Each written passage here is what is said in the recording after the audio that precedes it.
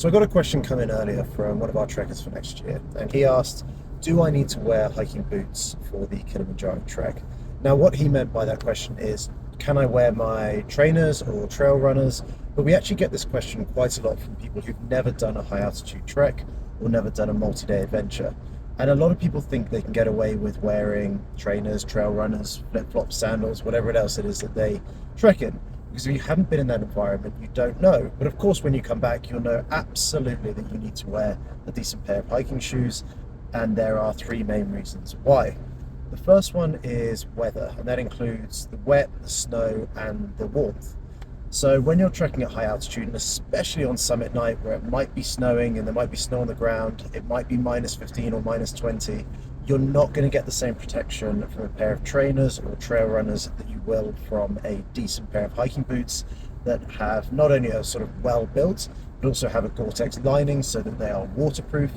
And on summit night, you are going to get cold anyway, but having a decent pair of hiking boots compared to a pair of trainers could be the difference between you summiting successfully and having to turn back because your feet are so freezing. The second reason is for stability. So Kilimanjaro is an extinct volcano. It is ashy, it is slippery during the rainforest. If it's raining, then there might be water and mud. Having a pair of trainers or trail runners or anything else that doesn't have the best grip or the best stability is a recipe for disaster. So I've seen lots of people who aren't wearing the right footwear roll an ankle or slip over, and that's why I recommend that you get a decent pair of hiking boots, especially ones that have the higher ankle support, and it just avoids you slipping over as much, rolling an ankle, and again potentially stopping your Kilimanjaro trek before you've even reached the summit. And the third reason related to that is protection. Again, trainers, trail runners, and especially flip-flops and sandals and whatever else I've seen other teams trek in, they just don't offer the same amount of protection that you'd get from a pair of decent hiking boots. In particular, the toe cap on a pair of hiking boots will protect you in case you accidentally kick a rock.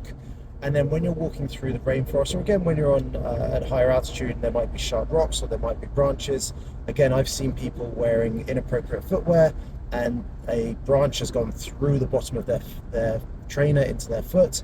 I've seen people toe punt a rock and break a toe and have to descend off the mountain. So that's why it's so important that you get a decent pair of hiking boots for the warmth, for the waterproof, for the stability, and for the protection.